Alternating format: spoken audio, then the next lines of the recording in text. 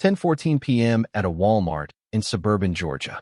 Clara, a single mom working 3 jobs, shakes as she counts $12.45 in coins for a $41.18 bill. The cashier, Derek, sighs and taps his fingers on the counter, with no patience. Right behind her, a massive 7'1" shadow covers everything. Shaq, a 4-time NBA champion in an old hoodie, only wants his father's favorite cereal to find some peace. When Derek tells Clara to leave for wasting time, Shaq looks in her cart. Not candy, but diapers and cheap formula. A quiet journey begins. Will a cold system stop a kind heart? Why did the giant choose to step in now? The fluorescent lights buzzed above lane 6. They flickered every few seconds, like they were tired too. Clara Whitfield stood there in her gray work shirt. The name tag still said Rocket Warehouse, even though she got fired from that job 3 days ago. She had not told anyone yet. Not her landlord. Not her mother. Not even herself, really. Her hands moved fast over the little pile of coins on the counter. Quarters, dimes, a few nickels that looked like they had been through a war. She had emptied her car's cup holder, her coat pocket, and the bottom of her purse just to get here. That's $12.45, she said quietly, sliding the coins toward Derek. Derek did not look up right away. He was maybe 24, with gel in his hair and a Walmart polo that fit too tight in the shoulders. He glanced at the coins like they were something he stepped in. "Ma'am, I need the rest," he said. "Total's $41.18. I know. I'm getting there." Clara's voice cracked just a little. She reached into her purse again, but there was nothing left inside it. Just a folded photo of her daughter and a receipt from 3 weeks ago. Behind her, a man stood, so tall his head almost touched the metal sign hanging from the ceiling. He wore a plain black hoodie, sleeves pushed up past his forearms, and a baseball cap pulled low. His shopping basket held one item, a single box of cinnamon cereal. He said nothing. He just waited, the way a mountain waits. Derek sighed loud enough for the whole line to hear. "Ma'am, we don't have all night. There's people behind you." "I have a debit card," Clara said. It got declined earlier today." "I have cash. I just need a second." "You should count your money before you get in line," Derek said.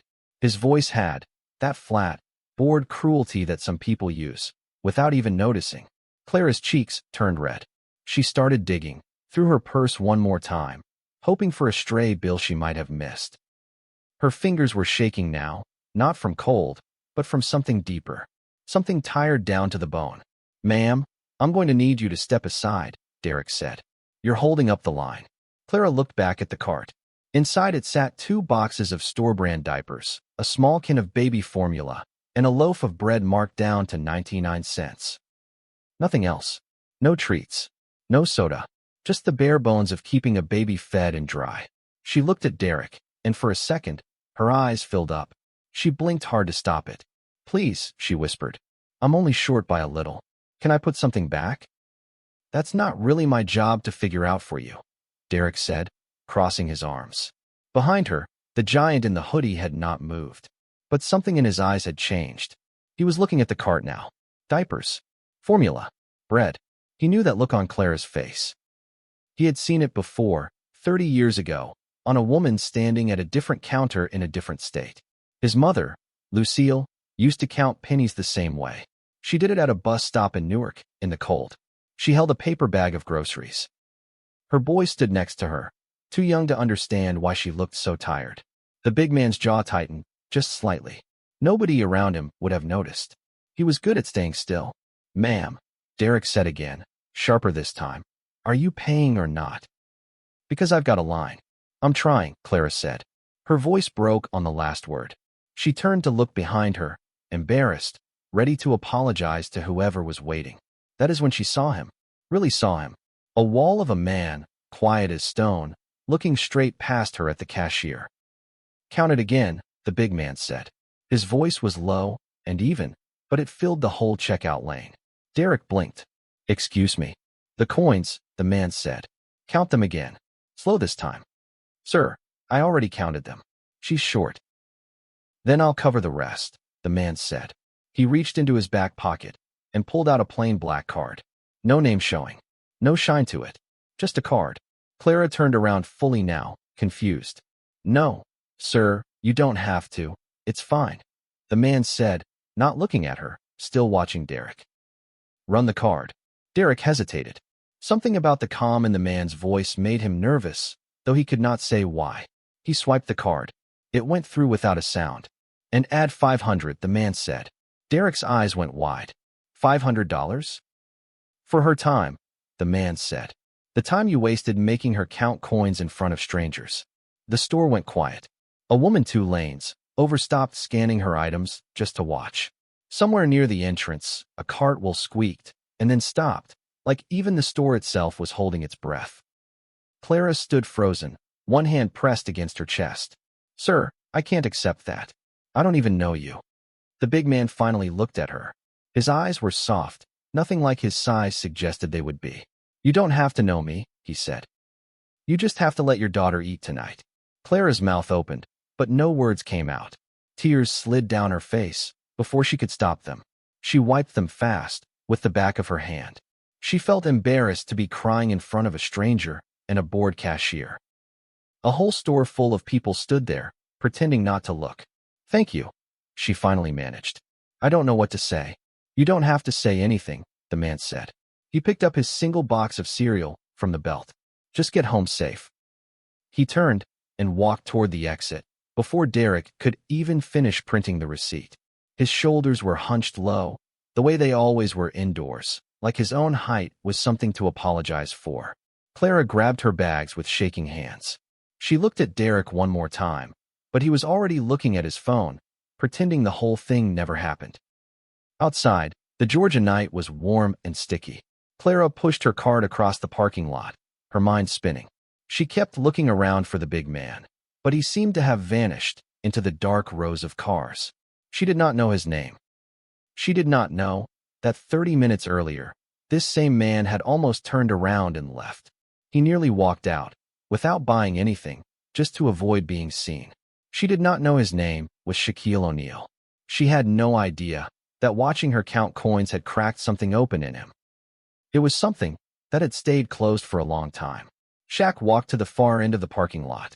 He passed the shopping carts and the flickering light poles. His plain black SUV waited there, its windows tinted dark. He did not get in right away.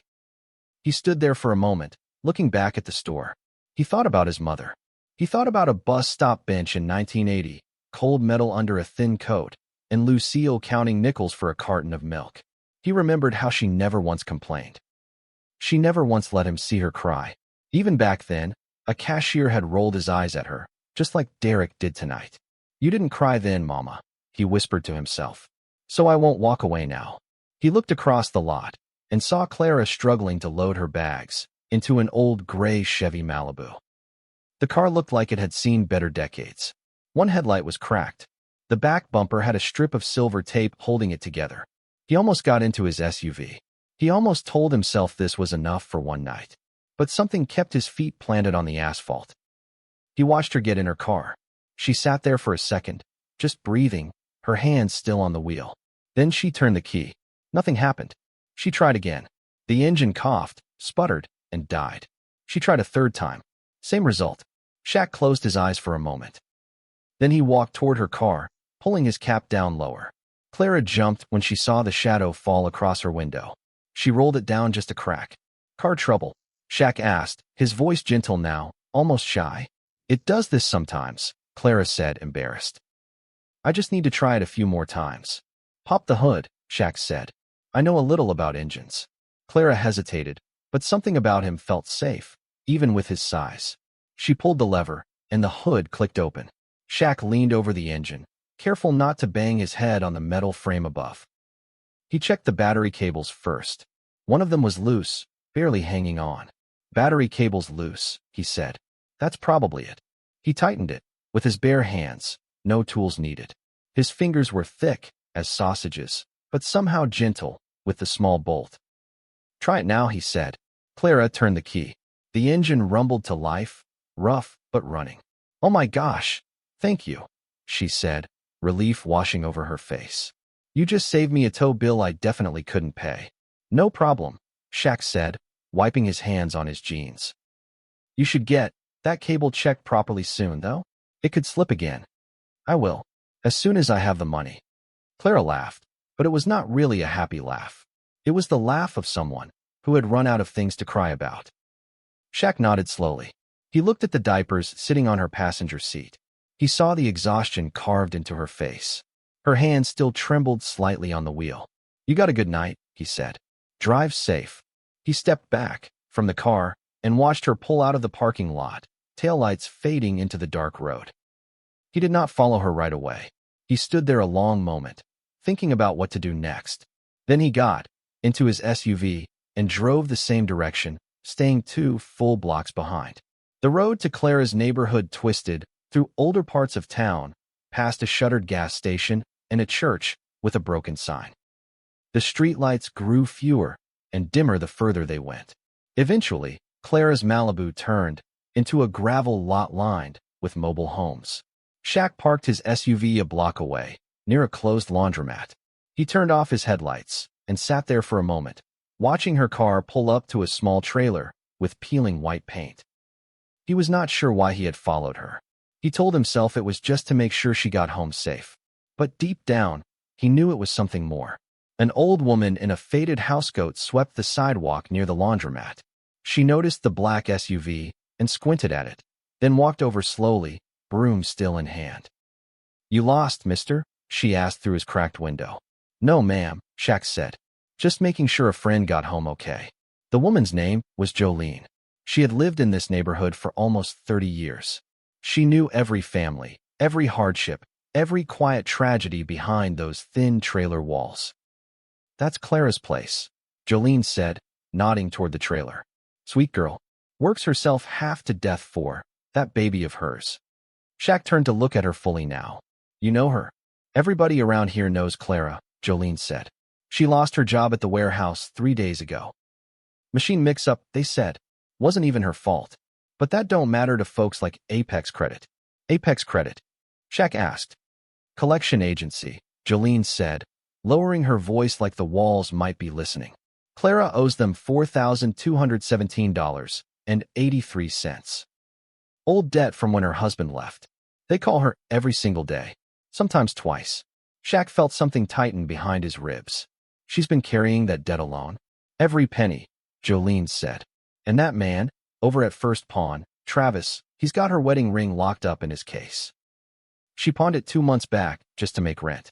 Shaq sat quietly, letting the information settle. He thought about the coins on the counter, the diapers, the cracked headlight, the loose battery cable held together with hope and duct tape. Thank you for telling me, he said. Jolene squinted at him one more time, studying his face under the cap. You look awful familiar, mister. Do I know you from somewhere? Just got one of those faces, Shaq said, offering a small smile. Jolene shrugged and went back to her sweeping, muttering something about tired legs and long nights. Shaq drove home that night, but sleep did not come easy. He sat in his kitchen at 2 in the morning. It was the same small corner he always used. The rest of the house had 12 empty bedrooms, but he never sat in them. He thought about Lucille. He thought about the phone calls she used to get from bill collectors. This happened when he was still a boy. She would turn her back to him, so he could not see her face while she talked. By morning, he had made a decision. He drove back to Clara's neighborhood just after sunrise, wearing the same hoodie and cap. He parked near the laundromat again and waited. Around 8, Clara stepped outside, with her daughter on her hip, heading toward the Malibu. Before she could get in, a tow truck rolled into the gravel lot. A man in a gray Apex Credit jacket climbed out, clipboard in hand. Clara Whitfield, the man called out. His name tag read Gable. Yes, Clara said, her voice suddenly small. We're here for the vehicle, Gable said. Court order for asset seizure due to unpaid debt. Wait, please, Clara said, clutching her daughter tighter. I just need a little more time. I can make a payment next week. That's not my problem, Gable said, motioning to the tow driver. Hook it up. Clara's daughter started to cry, sensing the tension in her mother's arms. Clara knelt down, trying to shield her from the scene, tears sliding down her own cheeks. That is when Shaq stepped out from behind the laundromat wall. He did not shout. He did not run. He simply walked forward, slow and steady. until he stood between Clara and the tow truck. Gable looked up at him and took an instinctive step back. "This doesn't concern you," Gable said, though his voice had lost some of its edge. "It does now," Shaq said. "Sir, I have a legal order," Gable said, trying to sound tough again. "Step aside, or I'll call the police." "Call them," Shaq said calmly. "While you wait, tell this woman something. Explain how her $4,000 debt turned into a tow truck at 8 in the morning with her baby watching." Gable's jaw tightened. "It's business. Debts don't pay themselves." "No," Shaq said. "But sometimes people don't get the chance to pay them because folks like you show up before they've had breakfast." The tow driver, sensing trouble, had stopped moving toward the car. He glanced between Gable and the giant man, unsure what to do. Gable straightened his jacket, trying to regain control. "You don't know who you're dealing with." "I know exactly who I'm dealing with," Shaq said, his voice never rising, never shaking. "A man doing a job that lets him forget there's a person standing in front of him." For a long moment, nobody spoke. Clara stood frozen, still holding her crying daughter, watching the standoff unfold. Jolene had come out, onto her porch, broom forgotten, watching everything. Gable's hand hovered near his belt, like he might grab his phone, or maybe something else entirely. But something about the stillness of the giant in front of him made him hesitate. It was not fear of size. It was something quieter than that. A feeling that this man would not move, no matter what happened next. "Fine," Gable finally said, backing toward his truck. "I'll be back with police backup. This isn't over." "Take your time," Shaq said. "I'm not going anywhere." The tow truck pulled away, gravel crunching under its tires. Clara sank down, onto the front step of her trailer, her legs finally giving out from the fear. Her daughter's cries slowed into soft hiccups against her chest. Shaq crouched down next to her, careful not to loom too close. "You okay?" "No," Clara admitted, her voice hollow. "I'm not okay. I don't have $4,000. I don't have $400. I lost my job. I have nothing left to give them." "I know," Shaq said quietly. Clara looked up at him, confusion crossing her tear-streaked face. "How do you know that?" Shaq hesitated. He had not planned to reveal anything yet. But looking at her now, broken down on her own doorstep, he could not keep hiding behind silence. "I asked around," he said simply. "I wanted to understand what you're facing." "Why?" Clara asked. "Why do you even care? You don't know me. You paid for my groceries last night, and now you're standing here fighting off collection agents. People don't just do that." Shaq looked down at his hands for a moment. "Some people do," he said, "when they've been where you are." Clara studied his face, something flickering behind her eyes, like she was trying to place him. "Have we met before? You seem so familiar." "Maybe in another life," Shaq said, offering a small, tired smile. He stood up and reached out a hand to help her to her feet. She took it, still shaking slightly. "Let's get your daughter inside," he said. "We'll figure out the rest." Inside the trailer, the space was small, but clean, every surface scrubbed despite the wear on the walls. Clara set her daughter down for a nap in a second-hand crib pushed against the corner. Shaq stood near the doorway, careful not to take up too much room. He glanced toward the kitchen. The refrigerator door hung slightly open, humming weakly. Inside sat a single carton of formula and nothing else. No milk, no eggs, no vegetables, just empty white shelves and cold air. A faded drawing hung on the fridge door, held up by a magnet shaped like a sunflower. It showed a stick figure family, drawn in purple crayon by a small hand. Above the sink, a single dish towel hung neatly folded, worn thin from years of washing. Clara noticed him looking, and quickly shut the door, embarrassed. "I know it's not much," she said. "I was going to go shopping again once I got paid. But then I lost my job, and everything just fell apart at once." "You don't have to explain," Shaq said. "I do, though," Clara said, her voice suddenly firm.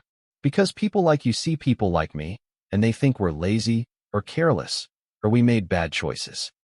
But I worked 3 jobs, mister. 3. I still couldn't keep up." "I don't think that about you," Shaq said. "Not for one second." Clara sat down at her small kitchen table, exhaustion settling into every line of her face. "I got fired from the warehouse because a machine jammed, and it wasn't even my fault." They said I was too slow fixing it.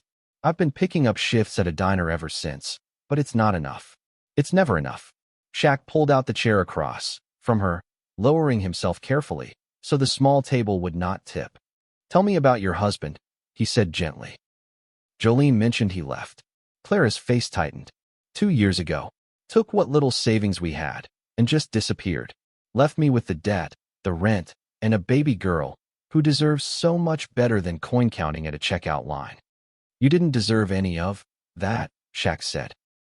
Deserve doesn't really factor into life, Clara said quietly. You just survive what's put in front of you. Shaq nodded slowly. He thought of his own mother saying almost the exact same words to him once. It was on a night when the lights had been shut off. She still smiled at him like everything was fine. Can I ask you something? Clara said suddenly. Sure. Why do you keep your face hidden? The cap, the hood, all of it. Even now. Shaq paused. He looked at her for a long moment, weighing something in his mind. Because sometimes, he said, when people find out who I am, they stop seeing the actual problem in front of them. They just see a name. Clara frowned slightly. Are you someone I should know? Maybe, Shaq said. But right now, I'd rather just be the guy who fixed your battery cable. Clara almost smiled at that, the first real smile Shaq had seen from her since the Walmart parking lot. Their quiet moment broke when a car pulled up outside, tires crunching against gravel. Clara peeked through the thin curtains and stiffened. It's Gable, she said. He's back. Shaq stood up slowly. Stay inside with your daughter. He stepped outside to find Gable standing near his car, 2 police officers beside him, along with another man Shaq recognized from Jolene's earlier warning. Travis, from the pawn shop, stood near the group, as well, arms crossed, looking pleased with himself. That's him, Gable said, pointing at Shaq. The one who interfered with a legal seizure. One of the officers stepped forward, hand resting near his belt. Sir, we need you to step away from the property. Shaq raised both hands slowly, showing he meant no harm. I understand, officer. I'm not trying to cause trouble. He threatened me, Gable said quickly. Said I don't understand who I'm dealing with. That's not a threat, Shaq said calmly. That's a fact. The officer studied Shaq for a moment, something shifting in his expression. He looked closer at the face beneath the cap, and his eyes widened slightly. Wait a second, the officer said slowly. Are you? Shaq gave a small, tired nod, cutting him off before he could say the name out loud. The officer straightened up immediately, his whole posture changing. He turned to Gable, with a different look now, one of skepticism instead of suspicion. Mr. Gable, the officer said, explain something to me. How does a $4,000 debt justify a tow truck before 8 in the morning in front of a crying child? Gable's confidence wavered. It's standard procedure. She missed payments. She lost her job 3 days ago, Shaq said, through no fault of her own. And instead of working with her, your company sent a man to take away the only transportation she has to find new work. Travis, sensing the shifting tide, tried to slip quietly back toward his car. The second officer stopped him with a raised hand. Not so fast, the officer said. I hear you're holding a wedding ring. That belongs to Ms. Whitfield. Travis's face paled slightly. That's just business. She pawned it fair and square. We'll sort that out too, the officer said. Gable looked between the officers and Shaq, realizing the situation had completely turned against him. This is ridiculous. I'm just doing my job. Then do it, with some decency, Shaq said. Starting today, the first officer turned to Shaq once more, lowering his voice. Sir, is there anything we can do to help resolve this properly? Actually, yes, Shaq said. I'd like the debt looked into. All of it.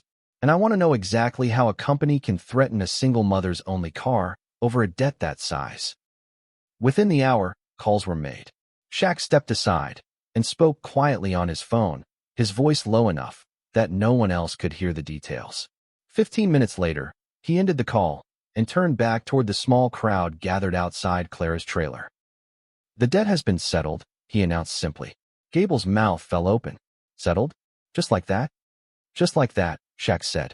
Ms. Whitfield's account with Apex Credit is now closed. Fully paid.